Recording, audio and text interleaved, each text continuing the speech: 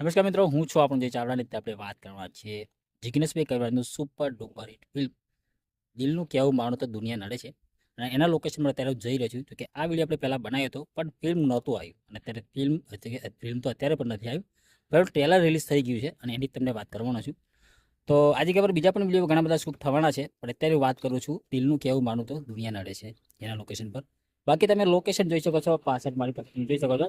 આ રસ્તો જઈ રહ્યો છે આગળ ડેસર બાજુ, અને આ રસ્તો તમે જોઈ રહ્યા છો તો આ છે લોકેશન. તમને લાસ્ટમાં કહી દઉં તો એ ઘણા મિત્રોને ખબર પડી ગઈ છે કે આનું સીન છે, બાકી લાસ્ટમાં તમને કહી દેવાનું છું.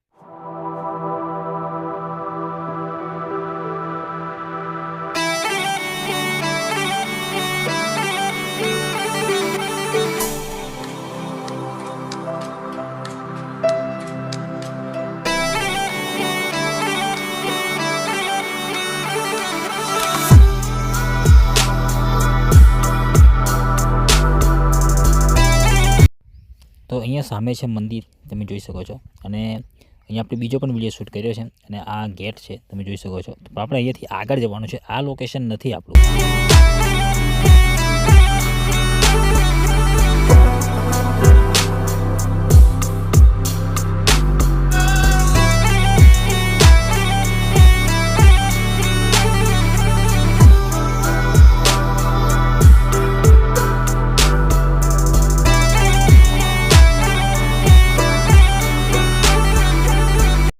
તો આવી ગયા છે આપણે લોકેશન પર. બાકી તમે લોકેશન જોઈ શકો છો.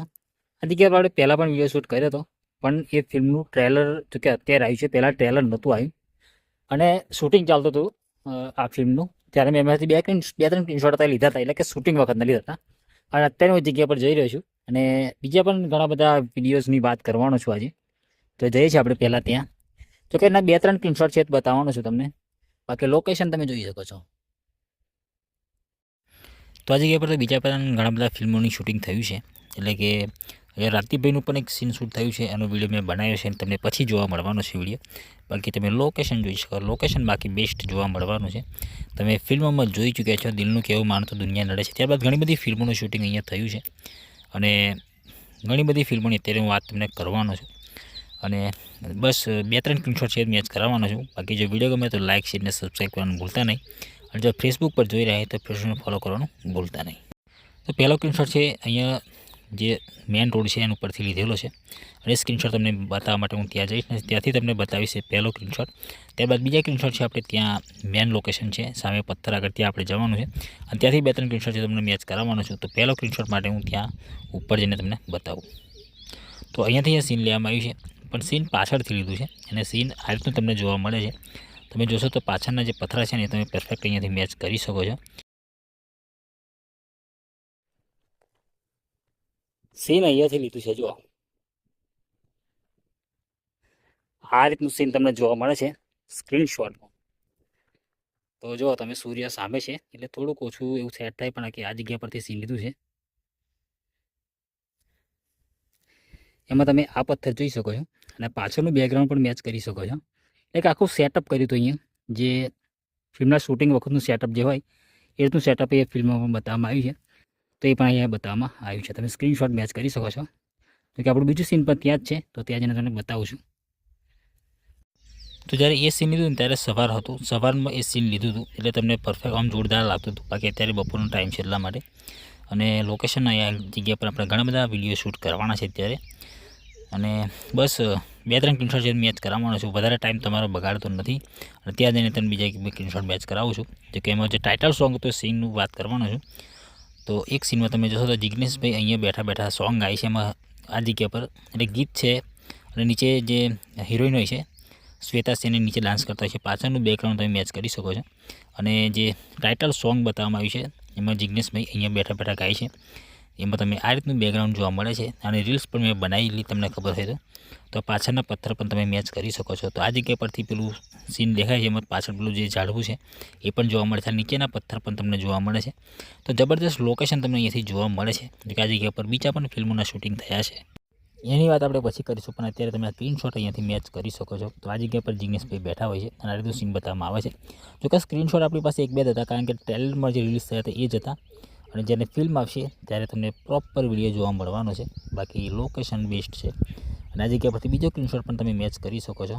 તો ઘણું બધું સીન અહીંયાથી લેવામાં આવ્યું છે જે આપણને ખબર નથી કદાચ, પણ ફિલ્મ આવશે તો ખબર પડવાની છે. બાકી તમે નીચેનો વ્યૂ જોઈ શકો છો.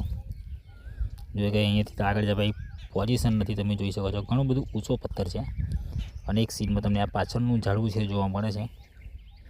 તો બહુ મસ્ત સીન અહીંયાથી આવે છે, તમે મેચ કરશો. આપણું બાઇક ત્યાં સામે પડ્યું છે. જો આ જગ્યા પર આપણું બાઇક પડ્યું છે અને અમે ઘણા દૂર છીએ.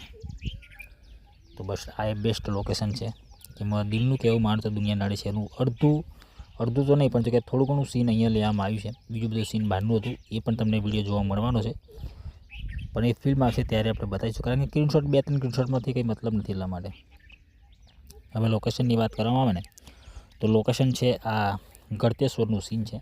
એટલે કે ગુજરાતમાં ગળતેશ્વર 2 છે.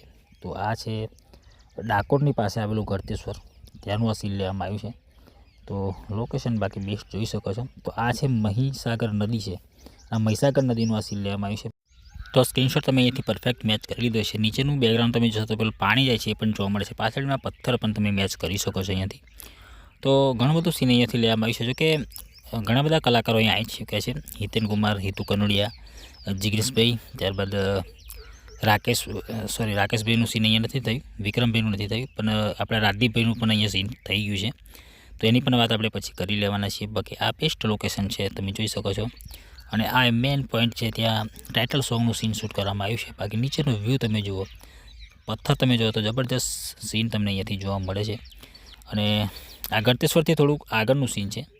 તમે ગળતેશ્વર તમે આ સીન તમને જ્યાં જોવા નહીં મળે, પણ થોડુંક આગળ જવું પડશે તમારે, તો ત્યાં તમને આ સીન જોવા મળવાનું છે. મેં લોકેશન પણ તમને કહી દીધું છે.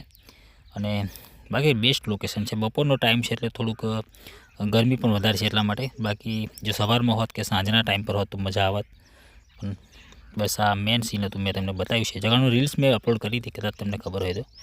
આ જગ્યા પર બીજી વાર આ સીન લેવા આવ્યો છું. પહેલાં આવ્યો હતો પણ એમાં સ્ક્રીનશોટ નહોતા એટલા માટે. હવે જ્યારે આ પથ્થર પર આપણે આવી ગયા છીએ તો નજીકથી તમને સીન બતાવું નીચેનું કેવું છે. આમ જો પથ્થર ઘણો ઊંચો છે. આ નીચેનું વ્યૂ જો તમે જો, ખતરનાક સીન છે. નીચે પાણી પણ જઈ રહ્યું છે અને જબરજસ્ત સીન તમને જોવા મળે છે. ત્યાં નીચેના પથ્થર જોડે